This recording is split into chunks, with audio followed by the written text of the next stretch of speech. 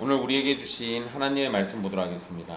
오늘 우리에게 주신 하나님의 말씀은 마태복음 2장 13절로 23절까지 말씀입니다. 마태복음 2장 13절로 23절까지 말씀입니다.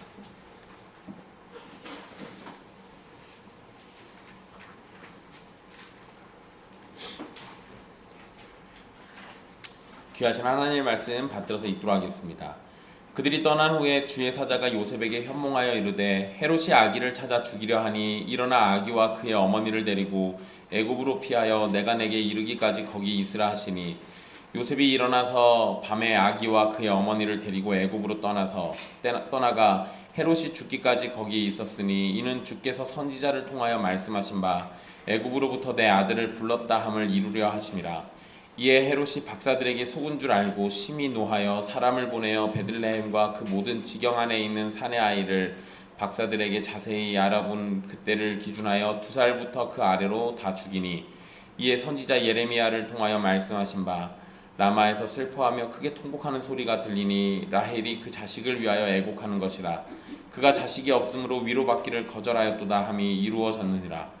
헤롯이 죽은 후에 주의 사자가 애굽에서 요셉에게 현몽하여 이르되 일어나 아기와 그의 어머니를 데리고 이스라엘 땅으로 가라. 아기의 목숨을 찾던 자들이 죽었느니라 하시니 요셉이 일어나 아기와 그의 어머니를 데리고 이스라엘 땅으로 들어가니라.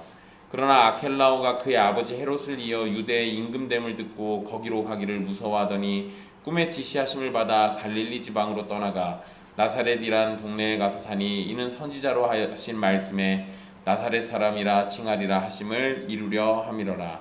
아멘. 이 말씀은 살아계신 하나님의 말씀입니다.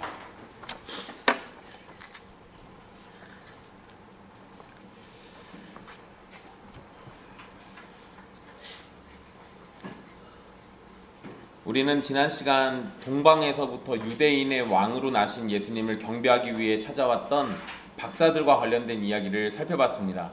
이제 오늘 말씀은 그 사건 이후에 헤롯이 예수님을 죽이려고 했던 일과 그 이후에 애굽으로 피신 갔던 예수님과 그리고 그 가족들이 다시 이스라엘로 돌아온 사건을 기록하고 있습니다. 제가 지난 시간 앞부분에서 말씀드렸던 것처럼 마태복음 1장에서는 예수님의 족보가 나와요. 어떻게 해서 다윗의 후손인지가 나온다고 말씀드렸죠. 2장에서는 예수님과 관련되어 있는 지명들이 반복해서 나온다고 말씀드렸습니다. 그래서 동방에서부터 온 사람들이 유대인의 왕으로 나신 이를 찾을 때 그때 이 성경학자들, 이 율법학사들이 헤롯 왕에게 메시아는 베들레헴에서 난다라고 얘기했습니다. 그래서 예수님이 태어나신 곳이 베들레헴이었던 것을 우리가 확인할 수 있게 됐죠. 그리고 난 다음에 이제 베들레헴에서 애굽으로 장소를 옮기게 되고 애굽에서 다시 베들레헴으로 돌아오려고 했지만 그곳이 아니라 나사렛이란 동네로 가게 됩니다. 이러한 지명들과 연관해가지고 예수님하고 무슨 관련이 있는지 또 이 지명들은 예수님에게 어떤 의미가 있는지 이런 것들 좀 살펴보려고 해요. 동방 박사들이 떠난 후에 천사가 요셉의 꿈에 또 나타납니다. 참 부러운 사람이에요. 요셉은 너무 부럽습니다. 수시로 천사가 나타나서 뭘 자꾸 가르쳐주니까. 근데 여러분 천사도 나타날 마음이 많았을 거예요. 왜냐하면 요셉은 한 번도 불순종한 적이 없어요. 꿈에 나타나서 지시하면 곧바로 움직입니다. 그러니까 나타나는 즐거움이 있어요.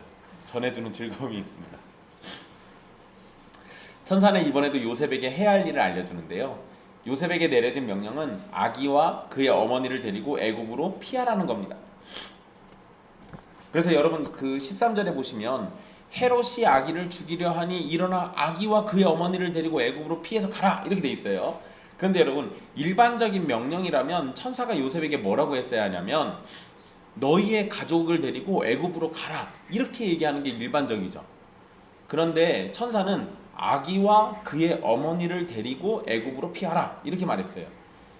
이거 왜 이런 표현을 썼겠어요? 천사가 누가 중심이에요? 아기가 중심이에요. 아기. 그러니까 요셉이 중심이 아니라 아기이신 예수님이 중심이기 때문에 천사의 관심은 지금 거기가 있는 겁니다. 그러니까 여러분 잘 보세요. 엄밀히 얘기하면 아기이신 예수님은 아빠인, 이 법적인 아빠인 요셉이 움직이는 대로 따라갔어요. 그냥 가고 싶어서 간 것도 아니고 그냥 예수님은 악이니까 결정권이 없습니다. 이 상황에서. 그러니까 요셉이 가면 가는 대로 가야 돼요. 그러잖아요. 그런데 분명히 요셉이 움직인 건데 성경은 누가 움직인 걸로 이해하냐면 악이 예수님이 움직인 걸로 이해합니다.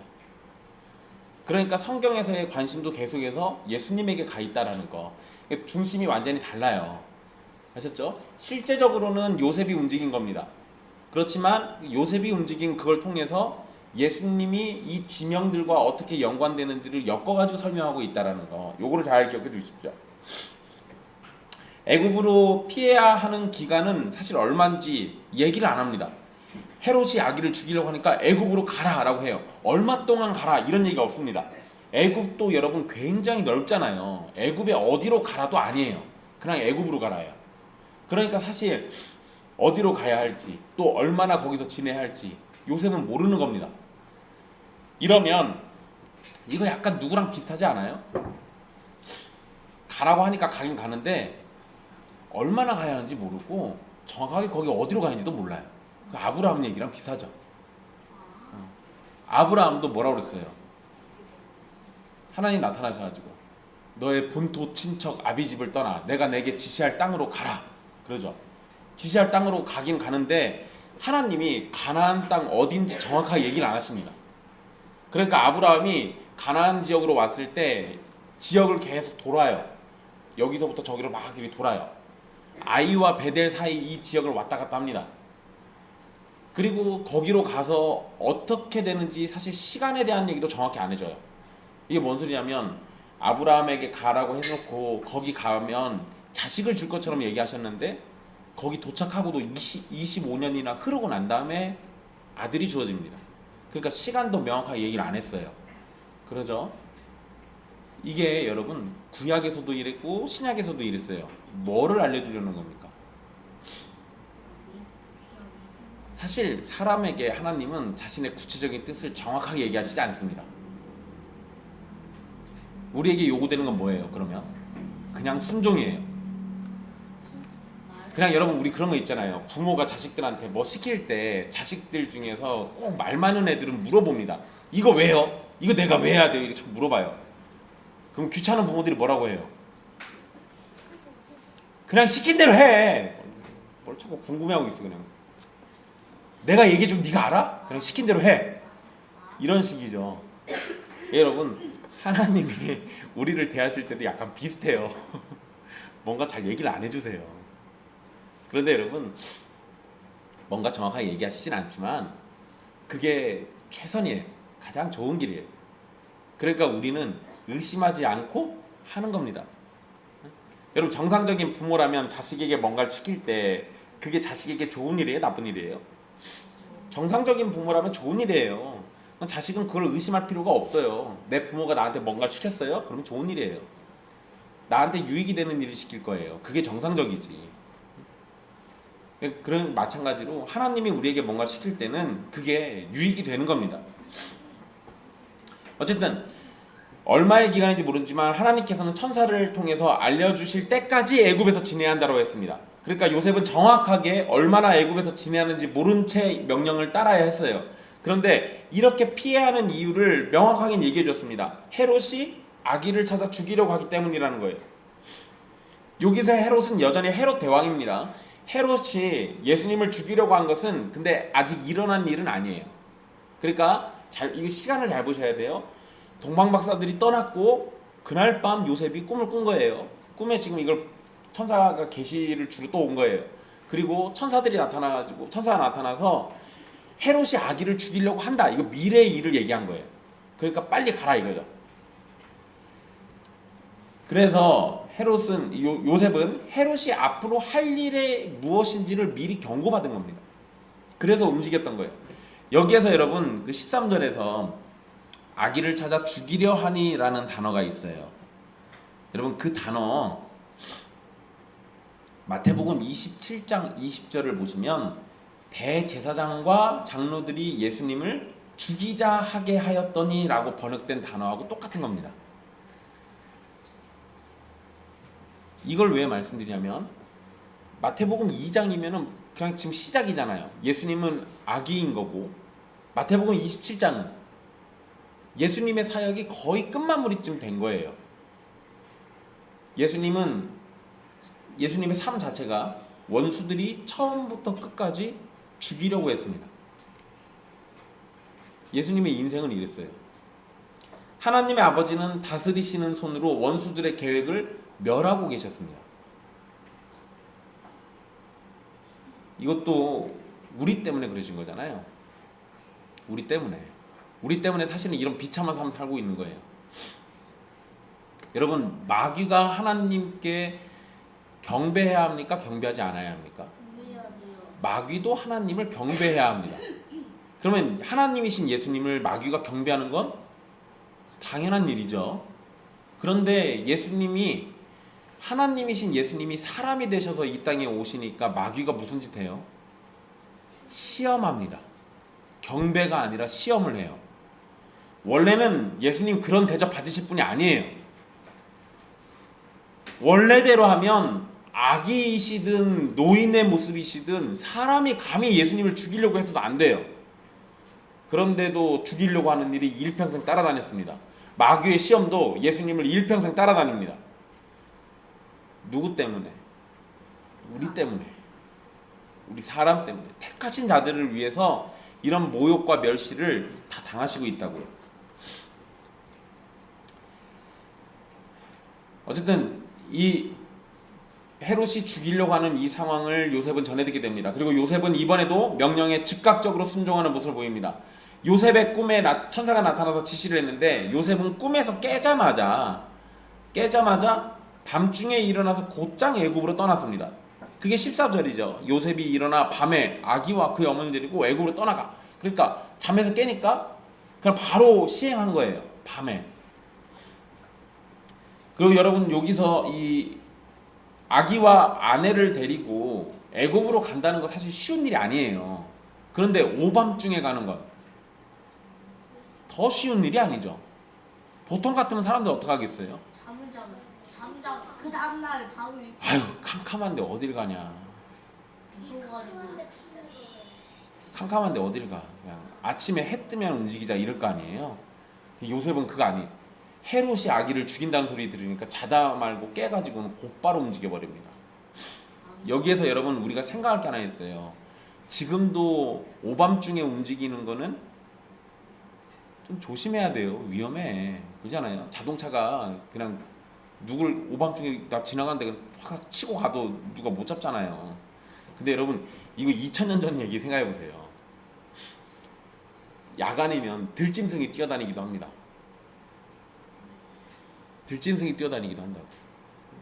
거기에 아기하고 자기 연약한 아내 데리고 서둘러서 짐 챙겨가지고 떠나야 하는 요셉의 심정을, 또 요셉이 했어야 하는 이런 여러 가지 고난스러운 일들, 이런 거 생각해보면 요셉 참 대단한 인물이에요. 거기서 베들레헴에서 애굽까지 가야 하잖아요. 거리도 짧은 거리도 아니에요.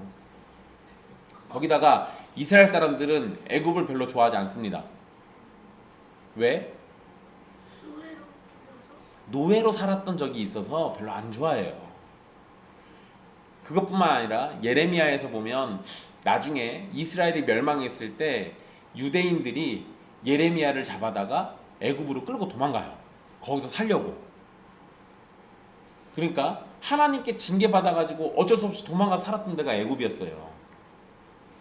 애굽은 사실 딱히 마음에 드는 좋은 곳도 아닙니다. 그런데 움직이라니까 잽싸게 움직이죠. 요셉은 확실히 남다른 인물이에요. 요셉이 아기 예수와 마리아를 데리고 애굽으로 들어가 있었던 기간은 헤롯이 죽기까지다 라고 15절에 언급해 놓고 있습니다. 그러니까 헤롯이 죽을 때까지 거기 살았던 거예요. 그런데 여러분, 헤롯이 언제 죽냐? 주전 4세기에 죽습니다. 그러니까 BC 4세기에 죽어요. 이러면 이제 여러분들 이상하다고 생각하시는 분들이 있을 거예요. 뭐지? BC 4세기면은 뭐야? 예수님이 오시기 400년 전. BC 4년, 4세기가 아니죠. BC 4년. 그러니까 그러면 예수님 오시기 4년 전인데, 여러분 이건 연도가 계산이 잘못돼서 그래요. 연도 계산이 잘못된 겁니다. 그래서 여러분 우리 AD 1년 이러면 예수님 오신 지 1년이라고 우리 보통 알고 있잖아요. 그거 아니에요. 연도 계산이 틀려요. 잘못해서 그래요. 옛날에 이거 연도 계산하시던 분이 실수했어요. 6년을 빼먹었습니다. 그래서 예수님이 태어나신 건 BC 6년으로 봐요. 그리고 2년 있다가 헤롯이 죽어서 BC 4년에 죽은 겁니다. 아셨죠? 그러니까 그 AD, BC 요거에 대해서 너무 의미를 부여할 필요는 없어요. 그냥 그런가 보다 하시면 돼요. 어쨌든 주전 4년에 헤롯이 죽습니다. 그런데 이거는 제가 예수님의 나이가 2살쯤이라고 계속 말씀드렸잖아요. 그러니까 헤롯이 죽은 거는 1년도 안 된 일이에요. 애굽으로 도망가서 얼마 안 있다가 헤롯이 죽은 겁니다. 그러니까 애굽에서 지낸 기간은 그리 길지는 않았다. 이런 정도는 우리가 추정해서 알 수 있어요. 그리고 사실 요셉이 부자가 아닌데 베들레헴에서 집 얻어가지고 살다가 또 애굽으로 가야 하잖아요. 그 애굽에서 또 집 얻어 살아야 할 거 아니에요. 그 짧은 기간이라도 그 돈은 어디서 났을까요? 동방 박사들이 예물 주고 갔잖아요. 그거 팔아가지고 살았겠지. 아주 간단하죠? 여러분 이런 걸 우리가 구약에 있는 개념으로 뭐라고 해요? 5글자. 여호와 이레. 하나님이 다 준비해 주신다고요. 어떤 일이 있어? 잘 생각해 보세요, 여러분. 동방 박사에게 받은 예물을 예수님이 언제 썼을까요? 예수님이 활동하시는 그 기간 동안 그 예물을 썼다는 기록이 한 번도 없어요. 그거 누가 썼겠어요? 아빠가 쓴 거지. 우리 그런 거 있잖아요. 세뱃돈 받으면은 엄마한테 드리면은 그게 내 돈이 아니잖아요, 이제. 약간 그런 비슷한 거. 근데 요셉도 어쨌든 애굽에 가서 살아야 하는데 그때 들어가야 하는 비용을 그걸로 충당했을 거라고 보면 됩니다. 그러면 애굽에서 넉넉하게 살았을 거예요. 어쨌든 이렇게 해서 애굽에서 잠시 동안 피난을 가게 되는데, 그런데 재미나게도 애굽으로 피신한 거를 마태는 예언의 말씀을 이루려고 했다라고 기록하고 있습니다. 그래서 마태는 호세아 11장 1절 말씀을 인용하는데요. 그게 15절에 보시면 애굽으로부터 내 아들을 불렀다 함을 이루려 하심이라 라고 이 말씀이에요. 근데 여러분 호세아 11장 1절을 읽어보시면 뭐라고 돼 있냐? 이스라엘이 어렸을 때 내가 사랑하여 내 아들을 애굽에서 불러냈거늘 이라고 돼 있습니다. 그러면 호세아 11장 1절은 호세아 11장 1절 찾아서 보시면 그거는 메시아 예언이 아니에요. 메시아 예언이 아닌 것 같은데 마태는 지금 그걸 메시아 예언이라고 인용하고 있습니다. 엄밀히 얘기하면 호세아 11장 1절은 이스라엘과 연관된 말씀입니다. 호세아 말씀에서 내 아들이라고 표현한 것도 이스라엘을 의미하는 게 분명해요. 게다가 애굽에서 불러냈다라는 표현을 보시면 여러분 생각해 보세요. 지금 요셉이 예수님 데리고 뭐 했어요? 애굽으로 들어갔잖아요. 애굽에서 나온 게 아니라. 그러죠? 그런데 마태는 지금 뭐라고 해요? 애굽에서 불러냈다라고 얘기해요. 이 얘기는 애굽으로 피신 가는 것보다 애굽에서 돌아왔을 때 훨씬 더 어울리는 표현이잖아요. 그러죠? 그러니까 지금 들어간 이 내용하고는 또 이거 말이 안 맞아요. 그래서 이거 뭐 좀 이상하다 싶은데 메시아에 대한 예언은 아니지만 마태가 인용한 것은요, 이스라엘을 대표하는 메시아로서 이스라엘과 연관성을 갖고 있는 겁니다. 이 개념을 여러분 잘 기억해 두세요. 이제부터 예수님은 마태복음에서는 특히나 더 이스라엘하고 본인을 동일시하거나 또는 성전과 본인을 동일시하거나 이런 식으로 계속 개념들을 설명해 줍니다. 그거를 마태가 성경에다 그렇게 기록해 놨고요. 이스라엘이 경험할 일을 예수님이 하신 것으로 연관하고 있는 거예요. 그리고 이스라엘이 애굽 땅에서 나온 적이 있긴 하죠. 그게 모세 시대 때 있었잖아요. 그러니까 그거하고도 연관 짓고 있는 겁니다. 게다가 여러분 호세아에서 내 아들은 분명히 이스라엘을 의미해요. 그런데 마태는 그걸 가지고 뭐를 얘기하냐면 하나님의 아들이시다 예수님이. 요거를 지금 증거하려고 그 구절을 인용했습니다. 그러니까 여기에서 여러분들이 성경을 보시거나 특히 이 마태복음에서 인용된 부분들을 보실 때 조심하셔야 하는 거, 문자 그대로 인용해가지고 문자 그대로 성취한 거를 얘기하지 않아요. 이게 뭐냐면 마태가 나름대로 그거를 해석해서 적용한 겁니다. 이런 것들이 되게 많아요. 여러분 갈라디아서 설교해드릴 때도 제가 이 부분 한번 얘기해드린 적이 있습니다.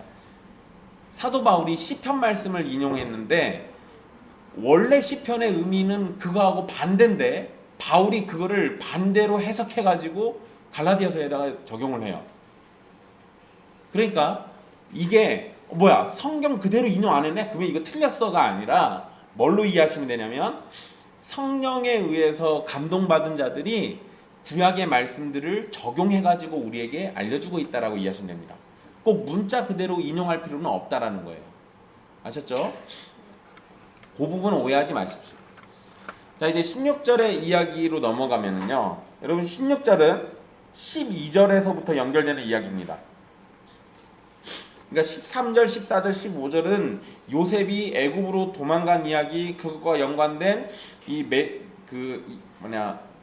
호세아의 말씀을 인용한 것들을 써놨고요.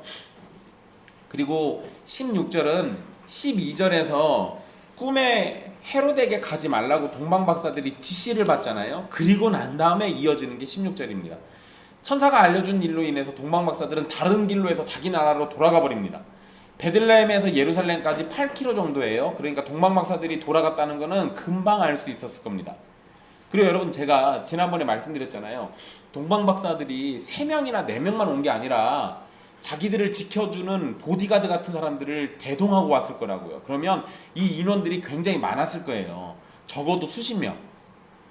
그러면 그 수십 명이 베들레헴으로 들어갔다가 예루살렘으로 안 오고 그 사람들이 다른 지역으로 가버리면 이것도 금방 눈에 띄는 일이잖아요. 그러니까 헤롯이 가만히 앉아 있었어도 이거에 대한 얘기를 충분히 전해 들었을 거예요. 자, 이런 상황에 헤롯은 자신이 속았다라고 생각을 하고 동방박사들에게 분노하고 있었습니다. 헤롯의 입장에서 보면 동방박사들이 자신을 속인 거는 맞아요. 그렇죠? 자신이 메시아가 어디에서 태어날지를 알려줬고 만나게 되면 자신에게도 알려달라고 했는데 자신에게 알려주지 않고 도망갔으니까 그냥 가버렸으니까 분명히 얘기하면 동방박사들이 헤롯을 속인 겁니다. 그런데 자신도 동방박사들을 속였죠. 헤롯도 속였잖아요. 태어난 메시아를 죽일 마음을 숨기고 뭐라고 했습니까? 나도 경배할 테니까 메시아를 만나면 알려달라고 얘기했습니다. 자신이 속인 것에 대해서는 분노하지 않고 자신을 속인 것에는 분노합니다. 여러분, 이게 수천 년 전 얘기인데 내로남불은 역사를 따지지 않고 사람들의 일상에 항상 있는 거예요. 그리고 여러분, 헤롯이 분노하는 이 장면은요, 시편 2편의 말씀을 생각나게 합니다. 헛된 일을 꾸미고 여호와의 기름 부음 받은 자를 대적하지만 그들은 결국 하나님의 통치 아래에서 한심하고 헛된 일을 저지르는 사람이 될 뿐입니다. 지금 헤롯이 딱 그 모습이에요. 헤롯은 분명 메시아로 태어난 아기만을 죽일 생각이었습니다. 그러니까 원래는 메시아로 태어난 애만 죽이면 되는 거였어요. 그러니까 그 애가 어디에 있는지 만나게 되면 알려달라고 했던 거죠. 이렇게 보면 헤롯이 처음부터 베들레헴에 있는 아이들을 다 죽일 생각은 없었던 거예요. 그런데 계획이 틀어지니까 범위를 넓혀서 베들레헴 전체에 속하는 지역에서 2살 아래의 남자아이들을 싸그리 다 죽여버리라고 합니다. 그런데 여러분, 우리는 베들레헴 전체 지역의 2살 아래 남자아이들을 죽였다고 생각하니까 매우 많은 아이들이 죽은 줄 압니다. 어떤 목사님이 막 수천 명의 아이가 죽었다 막 이런 얘기도 하셨어요. 그런데 베들레헴 인구가 이 당시 1000명이에요. 그러니까 이게 작은 시골 마을 수준이에요. 베들레헴이 용진보다 작은 거예요. 1000명이니까. 그러니까 2살 아래 남자아이가 몇 명쯤 있었겠어요? 한 3개, 10명? 많아야 10명. 정말 최대치로 쳐도 20명을 안 넘어요. 그러니까 2살 아래 아이들이 죽은 거는 사실 엄청나게 많은 숫자 죽은 게 아닙니다. 제가 왜 이런 얘기를 해드리냐면 베들레헴에서 아이들을 죽인 일이 역사서에 기록이 안 돼 있어요. 왜 기록을 안 했을까요? 헤롯이 했던 악행에 비하면 이거는 악행도 아니거든요. 그래서 성경 이외에는 이게 기록되어 있지 않습니다.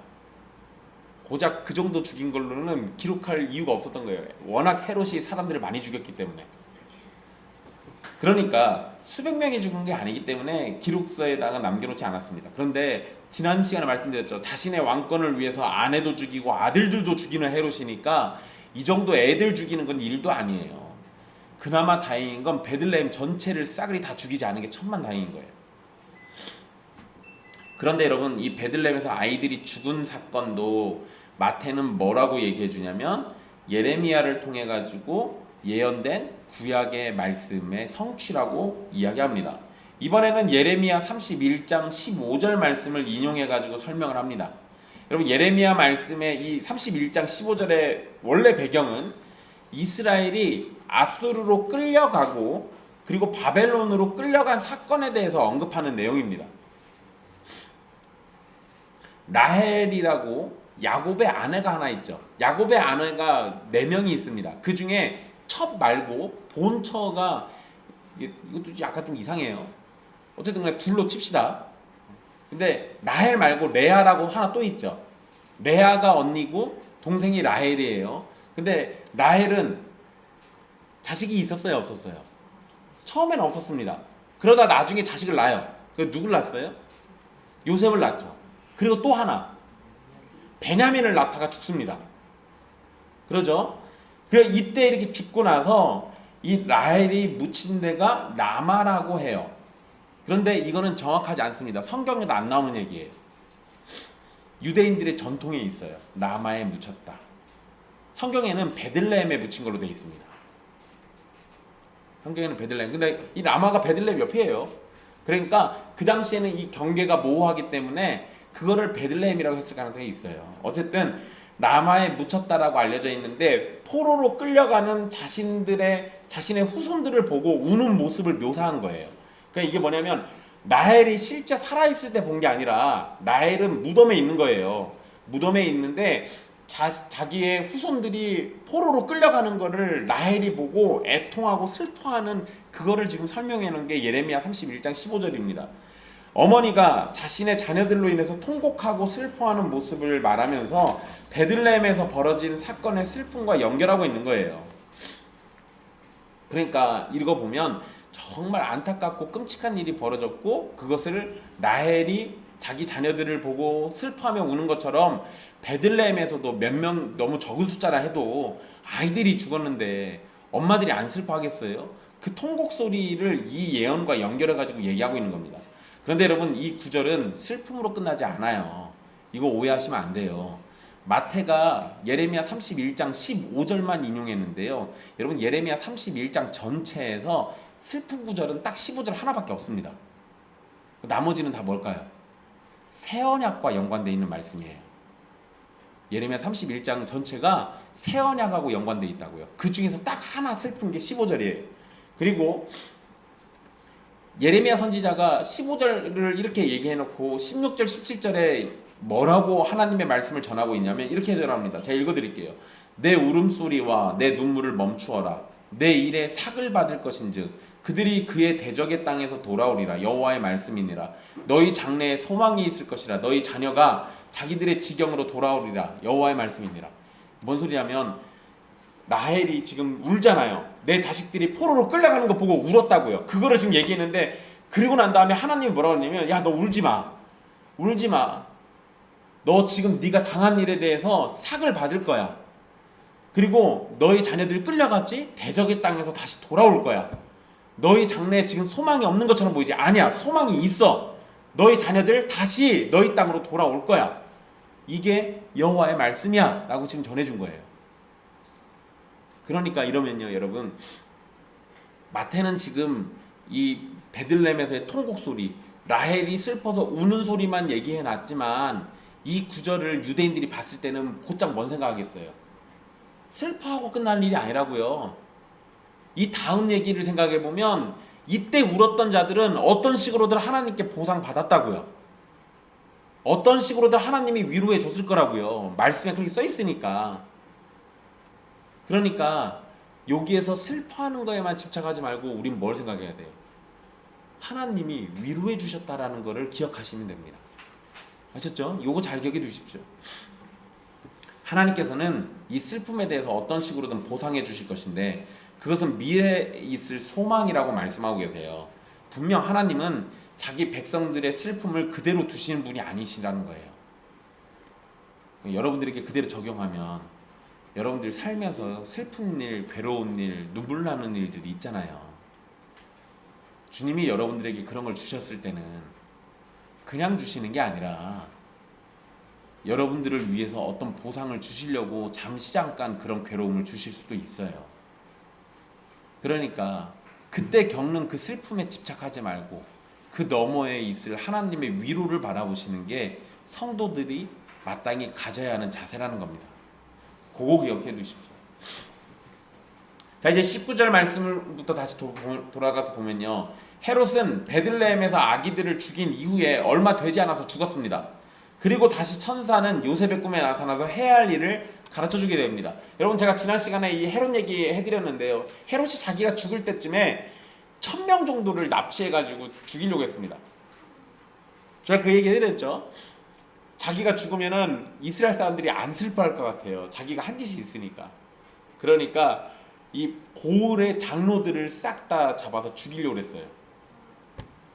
그러면 적어도 장로면, 그 마을에서 장로면 그 동네에서 제일 큰 어른이니까 그 사람 죽으면 동네 사람들이 슬퍼할 거 아니에요. 그 통곡 소리가 자기 자신을 위한 통곡 소리처럼 보이게 하려고 그런 짓을 했던 인물입니다. 그러니까 여러분, 아기 죽인 것보다 그 뒷얘기가 너무 임팩트가 너무 커서 아기들 죽은 거는 기록도 안 하요. 어쨌든 이런 상황이었습니다. 물론 그 사람들은 죽진 않았습니다. 헤롯이 죽고 난 다음에 그 명령을 받은 사람이 이 명령을 수행하지 않거든요. 그랬다가는 폭동이 일어나니까. 그래가지고 그걸 하진 않았어요. 어쨌든 이 요셉은 다시 아기와 그의 어머니를 데리고 이스라엘 땅으로 돌아가라는 명령을 또 받게 됩니다. 그러니까 아기를 죽이려던 헤롯이 죽었기 때문이라는 이유도 설명해줘요. 그러니까 지역에서는 차이가 좀 있긴 한데요, 지금 다시 돌아가라고 하는 이 말씀이 뭐가 생각나냐면 출애굽기 4장 19절이 생각나게 해요.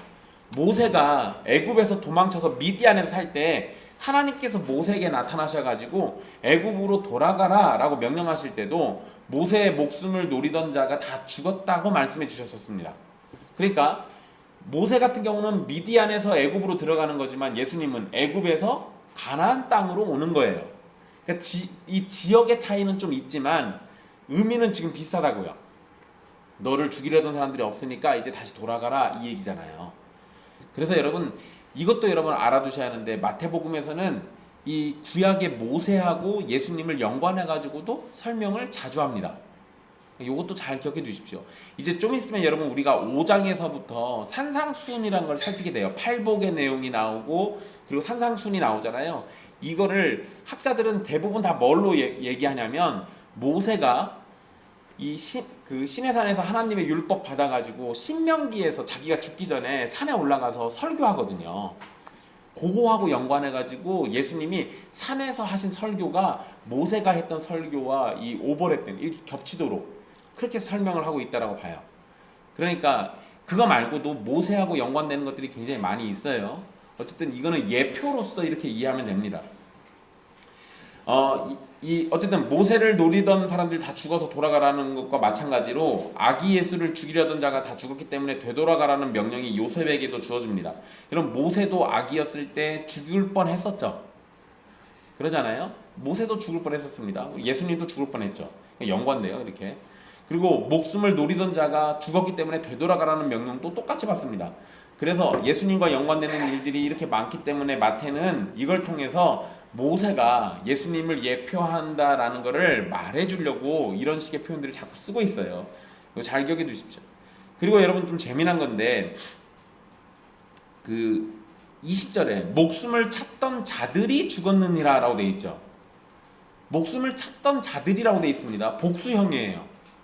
아기 예수를 죽이려고 했던 건 누구였죠? 헤롯이잖아요. 한 명이잖아요. 그런데 헤롯의 명령을 받은 군인들이 있기 때문에 복수형으로 이걸 쓰고 있는 겁니다. 그러면 여러분, 헤롯이 죽을 때 군인들도 다 죽었을까요? 그러진 않았을 거 아니에요. 헤롯만 죽은 거예요.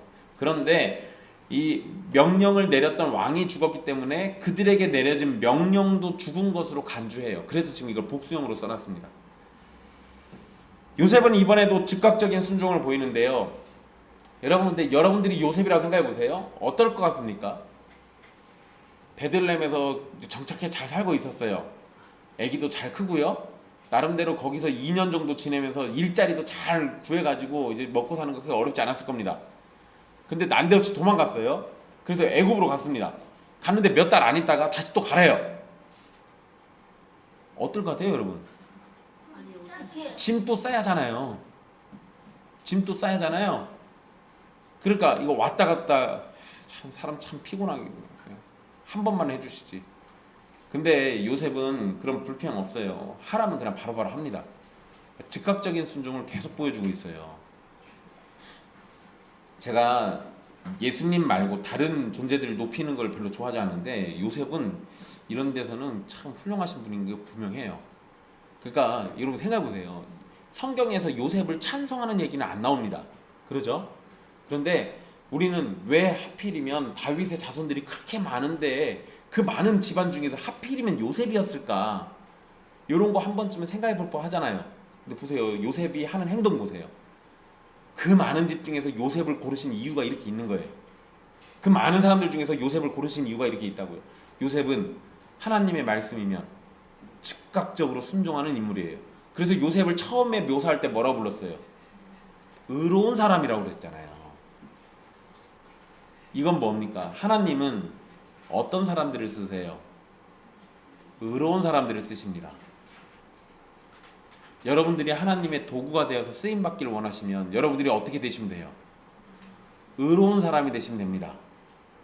여러분들이 악인과 똑같이 살면서 하나님께 쓰임받기를 원한다. 택도 없는 소리예요. 그런 거 꿈도 꾸지 마십시오. 하나님의 도구가 되고 싶고 하나님의 기쁨이 되고 싶다면 여러분들은 먼저 해야 할 건 의로운 사람이 되는 거예요. 근데 어떻게 해야 의로운 사람이 되는 겁니까? 요셉은 하나님께 은혜 입은 자가 분명해요. 그 얘기가 안 쓰였을 뿐이지. 왜냐하면 구약에서 의로운 자라고 불린 사람들은 다 하나님께 은혜 입은 사람들입니다. 동일하게 적용할 수 있겠죠. 요셉도 분명히 하나님께 은혜 입은 자예요. 그러면 우리도 의로운 사람이 된다면 하나님께 은혜 입은 자가 되면 의로운 자가 되는 거예요. 하나님께 은혜 받는 거의 가장 첫 번째가 뭡니까? 예수 그리스도의 이름으로 구원받는 겁니다. 거기서부터 시작하는 거예요.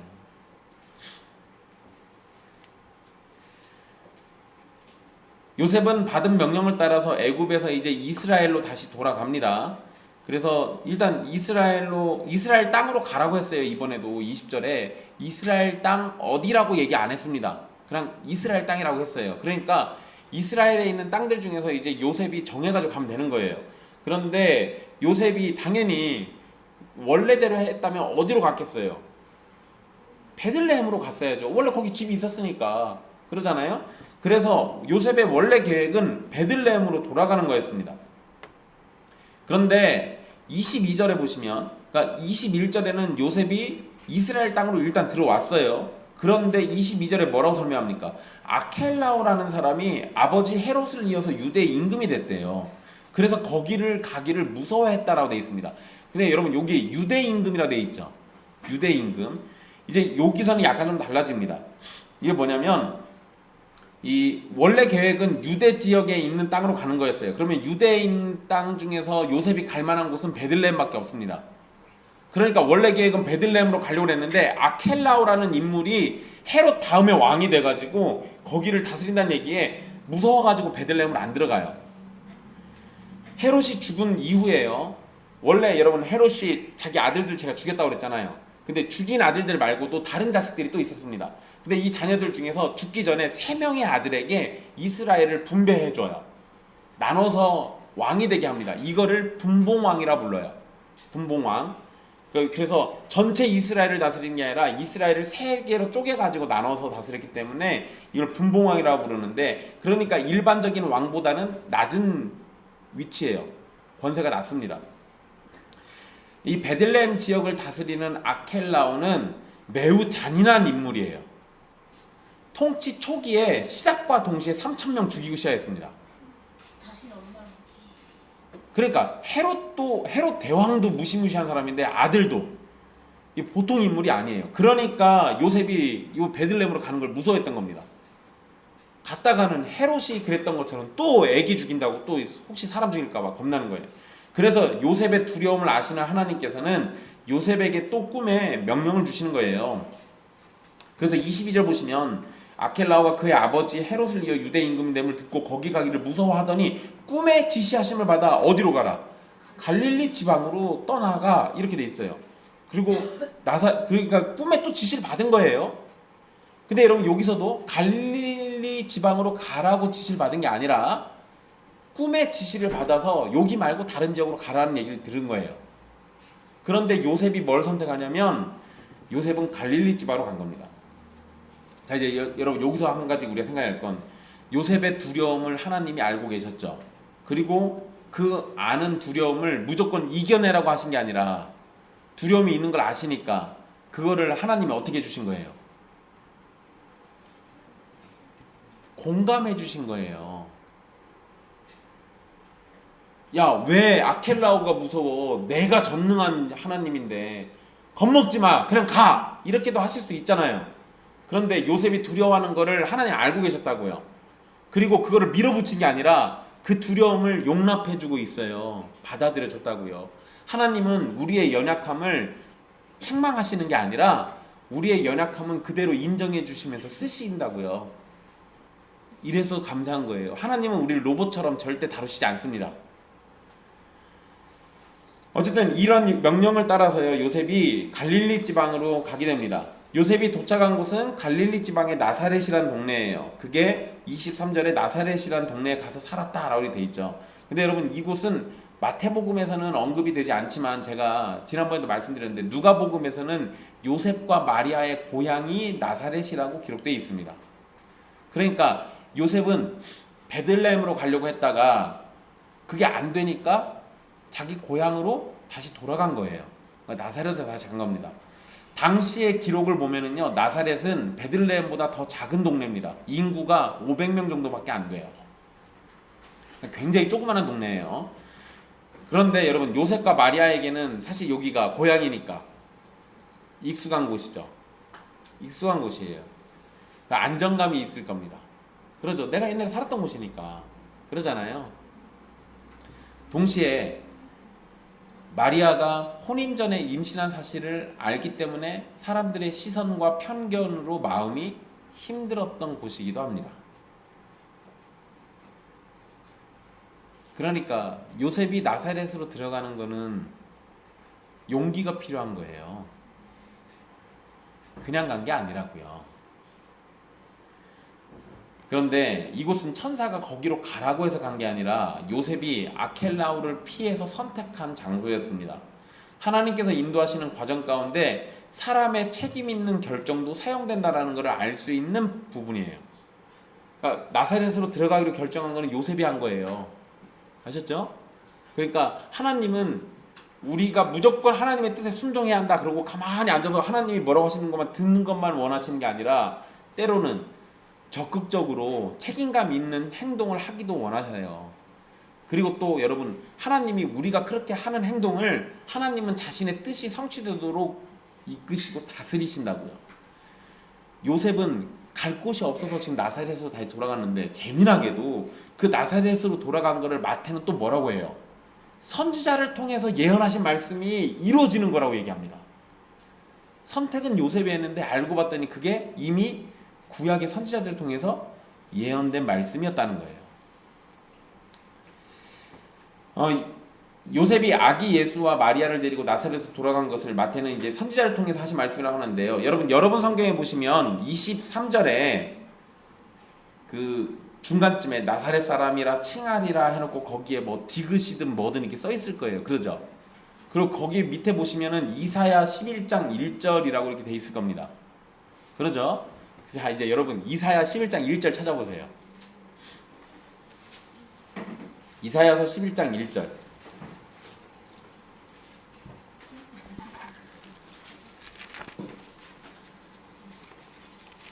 이사야 11장 1절을 보시면 도대체 마태가 저거를 왜 인용해 놨는지 여러분들이 의문을 품게 될 겁니다. 여러분 이사야 11장 1절 찾아봤으면 같이 읽어볼까요? 이사야 11장 1절입니다. 시작. 이새의 줄기에서 한 싹이 나며 그 뿌리에서 한 가지가 나서 결실할 것이요. 아니 이거랑 예수님이 나사렛 들어가 산 거랑 뭔 상관이 있어요? 도무지 알 길이 없죠. 그 뭔지 잘 모르겠어요. 그죠? 여러분 여기에 나사렛이라는 표현이 안 나와요. 나사렛이라는 표현이 안 나옵니다. 그런데 이제 여러분 제가 지금까지 학자들이 했던 얘기, 일반적인 얘기를 하나 해드릴게요. 일단 여러분 그 마태복음으로 다시 돌아오시면 23절에 선지자로 하신 말씀에 이렇게 돼 있죠. 그런데 여러분 원문의 내용을 보면 선지자가 아니라 선지자들로 돼 있습니다. 복수형이에요. 그러면 이사야라는 한 명의 선지자가 아니라 여러 사람의 선지자들이 한 얘기라는 거예요. 일단 요거를 잘 기억해 두십시오. 그리고 그러니까 여러 선지자들을 통해서 하신 예언의 말씀을 복합적으로 인용해서 설명하고 있다. 이거는 확실한 겁니다. 그리고 일반적인 학자들이 뭐라고 얘기하냐? 이사야 11장 1절에 여러분 그 가지로 번역된 말 있죠. 이새의 줄기에서 한 싹이 나고 그 뿌리에서 한 가지가 나서 결실할 것이요라고 할 때 그 가지를 히브리어로 뭐라고 읽냐면 네체르라고 읽습니다. 네체르. 그런데 여러분 이거는 히브리어를 이해하시면 조금 쉬운데요. 히브리어는 원래 자음만 있고 모음이 없습니다. 그러니까 자음만 있어. 거기다 여러분 띄어쓰기도 없어요. 이게 여러분 성경 원어로 보시는 분들이 제일 힘들어하는 건데요. 여러분 우리 성경 사본 있잖아요. 옛날 고대 사본 이런 거 보시면은요 띄어쓰기가 없습니다. 그냥 자음이 쭉 그냥 기역 니은 디귿 리을이 쭉 써 있는 거예요. 그거 가지고 우리 읽는 사람들이 띄어쓰기도 내가 넣어야 하고 이게 무슨 의미인지도 내가 찾아가지고 이해해야 돼요. 그러다 보니까 히브리어 원어로 읽을 때는 이게 읽는 사람에 따라서 의미가 완전히 바뀌기도 합니다.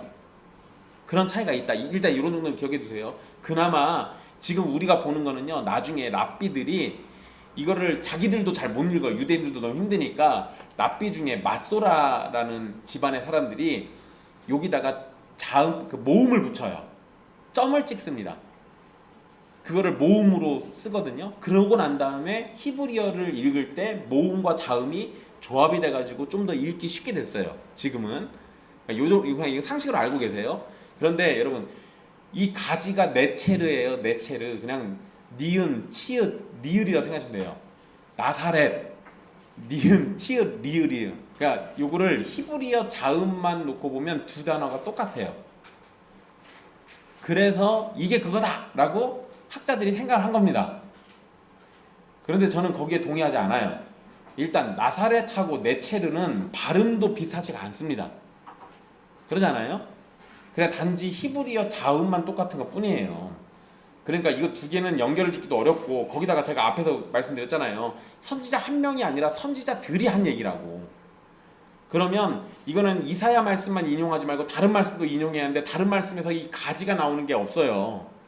그러면 이거하고 연관이 안 된다고요. 그럼 가지로 해석하면 안 돼요. 이거는. 그러면 이건 뭐냐? 메시아 예언과 관련해가지고 많은 예언서들이 뭔 얘기를 하냐? 구원자로 오시는 메시아가 사람들에게 멸시와 조롱을 받게 될 것을 반복해서 예언합니다. 그런 의미에서 이 나사렛이라는 지명과 연관해 생각해 보면, 여기 보시면 마태복음에 뭐라고 불러요? 마지막에 나사렛 사람이라 칭하리라, 이렇게 이걸 이루려 했다라고 그러잖아요.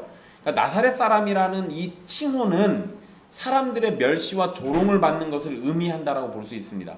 이거는 제가 잠시 뒤에 좀 더 자세히 설명해 드리도록 할게요.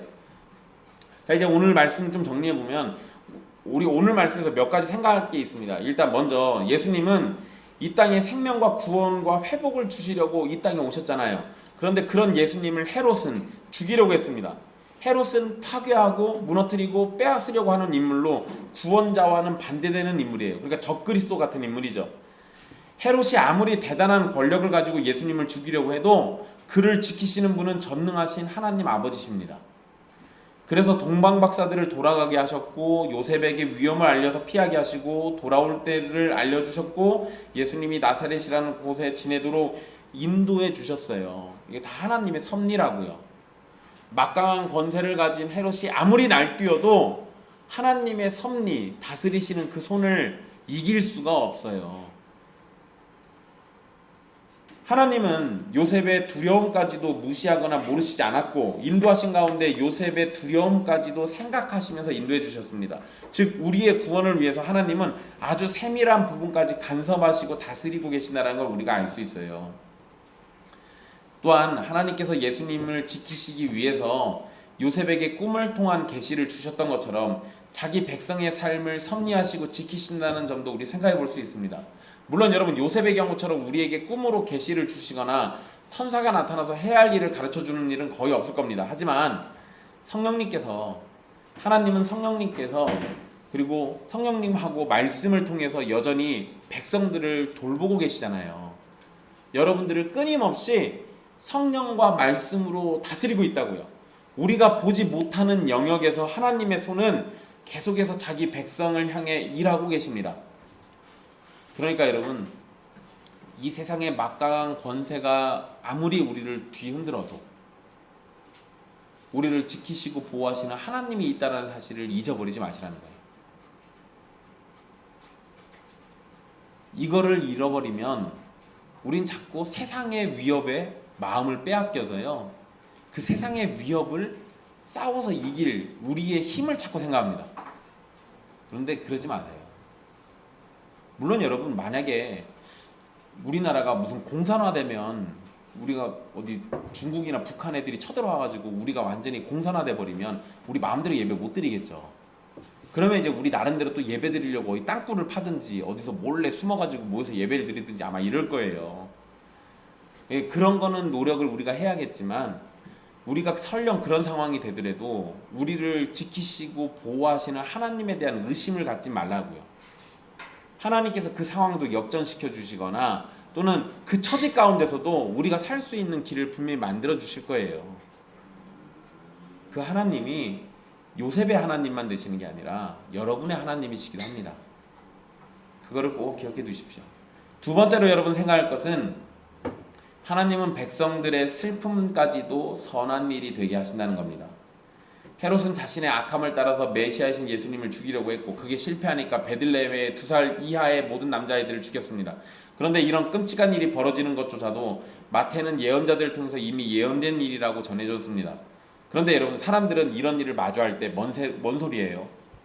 베들레헴에서 죽어가야 했던 아기들은 도대체 무슨 죄가 있냐고 묻습니다. 걔네 억울한 거 아니에요? 라고 물어본다고요. 어떻게 그 아이들의 죽음이 하나님의 섭리 안에서 선이 될 수 있냐고 질문하기도 합니다. 아이들이 죽어갈 때 18절의 말씀처럼 아이들의 어머니들은 통곡하면서 위로받기를 거절하는 상황이었습니다. 영문도 모른 채 죽어간 아이들의 고통과 남겨진 부모와 가족들의 고통은 이루 말할 수 없는 거예요. 그런데 그런 일들도 하나님께서 예언하신 일 가운데 벌어지는 일이라는 사실은 우리를 굉장히 혼란스럽게 만들어요. 이게 뭔 소리예요? 이 애기들이 죽을 거 하나님 알고 계셨다는 얘기잖아요. 그럼 왜 안 막아주셨냐고. 우리 그런 소리들을 한다고요, 사람들이. 그런데 여러분, 앞에서 말씀드렸던 것처럼 예레미야 31장에 마태가 딱 한 구절만 인용하지만 그 뒷얘기는 분명히 통곡 이후에 하나님의 위로와 보상이 있고 장래에 소망이 있을 것을 말씀하고 계십니다. 게다가 예레미야 31장 31절에서는 무슨 말씀이 나오냐면 새 언약이 나와요. 근데 그 새 언약이 나오는 배경에는 뭐가 있었어요? 하나님의 백성들이 포로로 끌려가서 통곡하는 일이 벌어지는 게 있었다고요. 그런 아픔이 있으니까 하나님이 나중에 새 언약을 맺어주신 거예요.